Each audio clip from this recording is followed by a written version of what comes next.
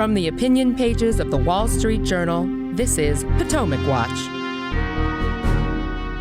The Supreme Court puts a hold on President Biden's changes to the border policy as more details trickle out about Congress's $1.7 trillion omnibus spending package. Welcome, I'm Kyle Peterson with the Wall Street Journal. We are joined today by my colleagues, editorial board member Monet Ukwe-Barua and columnist Kim Strassel. The Biden administration is preparing to end the pandemic Title 42 policy of summary expulsions at the border.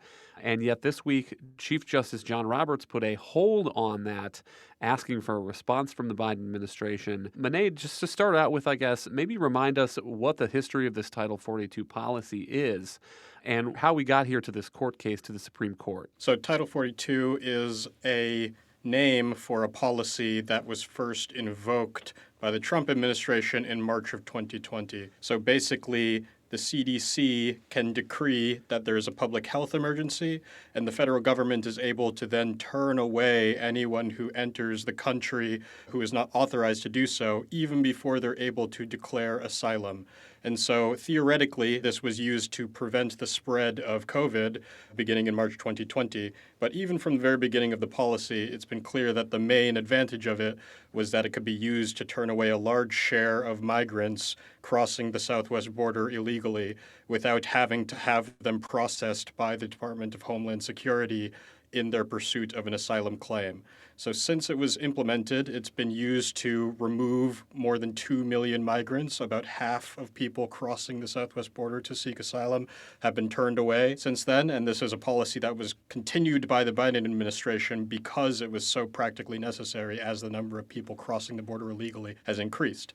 But the Biden administration said from the very beginning that it wanted to cancel this policy and return to other methods of managing the numbers of people crossing the border illegally, but basically wanted to make sure every migrant does get the opportunity to claim asylum if they're coming from some of these Central American countries, which are the bulk of where the flow is originating. And there has been a protracted legal battle over what the Biden administration did in its attempt to cancel the policy, whether it had enough input from the states that are affected by the rule. And so it's been tied up in court for months. Just recently, federal judge in D.C. said that the policy had to end because the public health emergency that authorizes it was over, and it was set to expire this Wednesday. But then Chief Justice Roberts put a delay on that cancellation because several states had asked him to do so, saying that they would be affected adversely by the cancellation. And so it does seem as if it's likely on the cusp of being removed, whether that's within the next coming weeks or whether that's within the next coming months. And what's very obvious is that the Biden administration doesn't really have a suitable replacement policy to control immigration numbers. Well, that seems to be the question, is what happens after Title 42. Let's start with White House Press Secretary Karine Jean-Pierre at a briefing Monday trying to explain the answer to that question. What I can say is that we know smugglers will try to spread misinformation to take advantage of these vulnerable migrants. But I want to be very clear here. The fact is that the removal of Title 42 does not mean the border is open. Anyone who suggests otherwise is simply doing the work of these smugglers who, again, are spreading misinformation and which is very dangerous. When Title 42 goes away, as we have to do because of a court order, which is on Wednesday, as all of you know, we will go back to Title 8, which allows a process to make sure that people can make their asylum claims heard. Those who do not have a legal basis to remain will be quickly removed. And so we will continue to fully enforce our immigration laws in a fair, orderly, and humane manner. But again, we need Congress to deliver on the funding that we're requesting from them. And here is Arizona Senator Sinema on Fox News on Tuesday. It is dangerous from a security perspective and a humanitarian perspective. But if Title 42 is lifted, you can imagine that multiple folds times worse every single day. The facts are that more people will come when Title 42 expires, and it will become a more dangerous situation for not only our border communities, but for those migrants themselves. Some of the figures that I've seen are that right now there are something like 8,000 migrants being apprehended at the southern border every day. And there are estimates that after Title 42, that may surge to something like 14,000 per day. And Kim, to the point that Monet was making, is the Biden administration ready for this? Does it have a plan? There is a document you can find online from Homeland Security called the Update on Southwest Border Security and Preparedness ahead of court-ordered lifting of Title 42. It talks about surging resources to Customs and Border Protection, increasing the processing efficiency. But I find it hard to believe, Kim, that is going to be enough to deal with. You're talking about 14,000 people showing up at the border every day, day after day. Well, how dare you, Kyle? It seems you're doing the work of smugglers, according to the White House, as is Kirsten Sinema. Look, the White House has a plan, and the plan is to not have a plan. And this is how we got where we are, which is that even candidate Biden was under enormous pressure from his left to essentially open the border to anyone who claimed they had an asylum claim to make. And that is essentially what it has been doing. From the start, the signal from the White House has been, come on up, your asylum claim will be heard. They've attempted to dismantle these various programs that were put in place to stop what had been growing flows even under the Trump administration.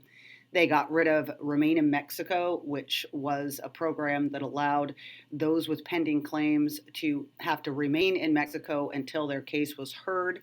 That certainly dampened some of the flows because people realized that they would not automatically get an in. Now Title 42 is ending, and again, it's been a very effective tool. If you read through that memo that is out there, essentially what they're saying is we have a plan to simply process everybody who comes.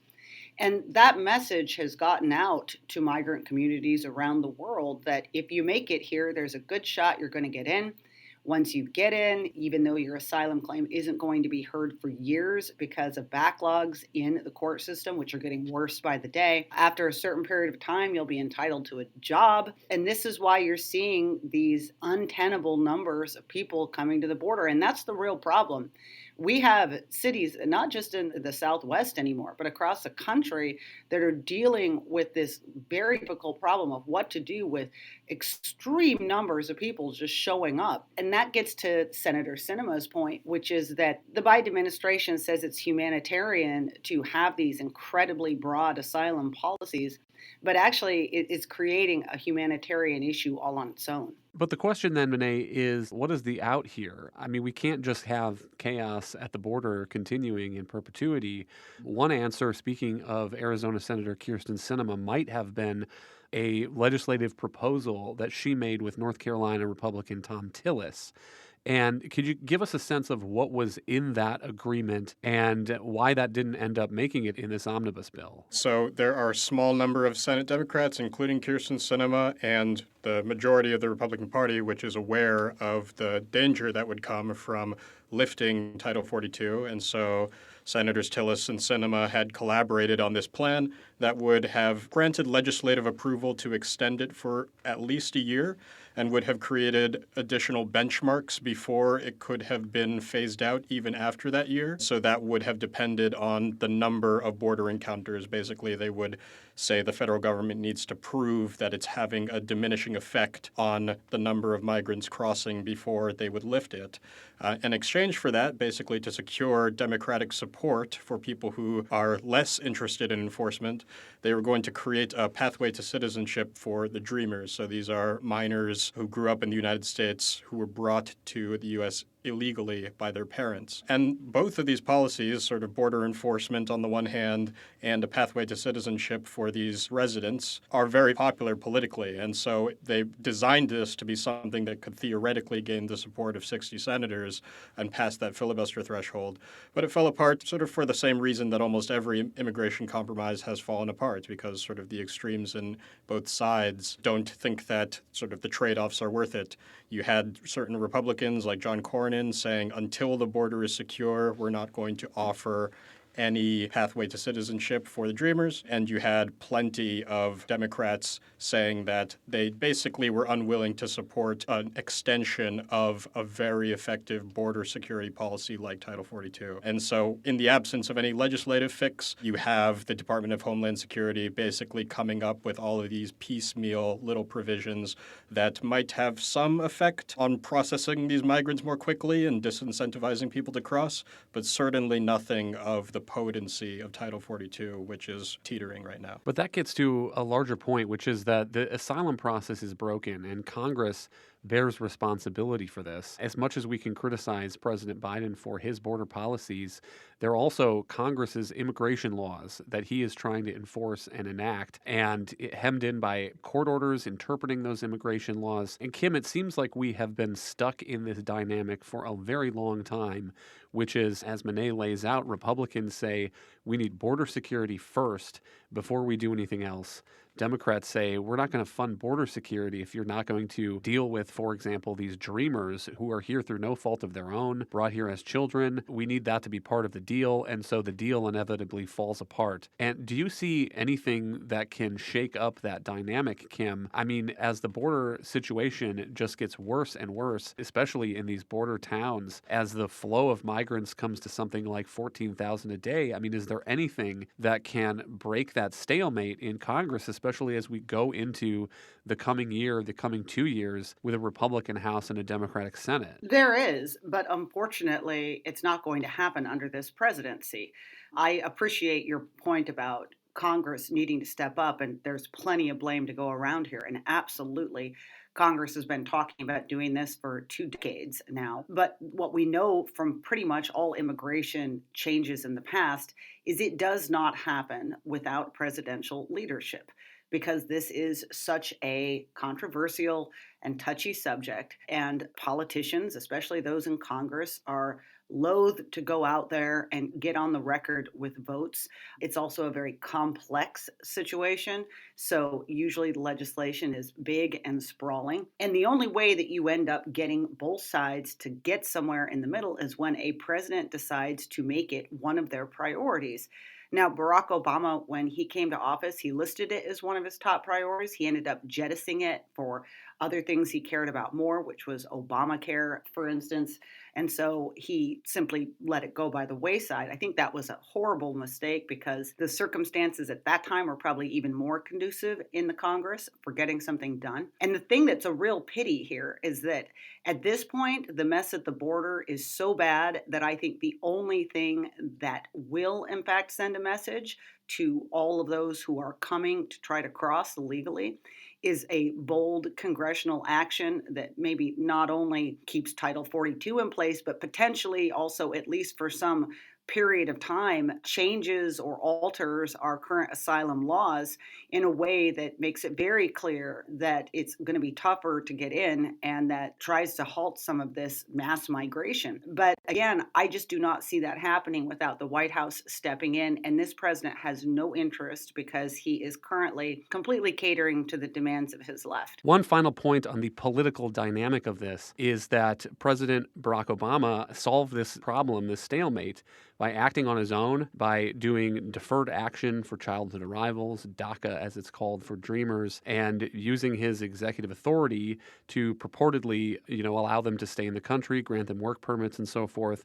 And one of the conservative criticisms of that was that by giving one side what it wanted outside of the legislative process, Monet, is that it obviated any need for Republicans and Democrats to come together and compromise on a piece of legislation. And maybe that will change. I mean, there was a ruling in October from the Fifth Circuit Court of Appeals that said the Deferred Action for Childhood Arrivals program was unconstitutional. It was past the president's executive power. It did not end the program for current recipients, and that litigation is continuing. But maybe if that makes its way through the appeals courts, makes its way to the Supreme Court potentially, then maybe you will have something at risk for both sides again, and we can get those lawmakers in a room to hash out a deal. I think that you're right on the money in pointing out that the calculus has shifted for DACA. Yes, it was very clearly unconstitutional at the time it was decided. Basically, immigration law allows the president and the Department of Homeland Security to defer their deportation and processing of illegal immigrants on a case-by-case basis,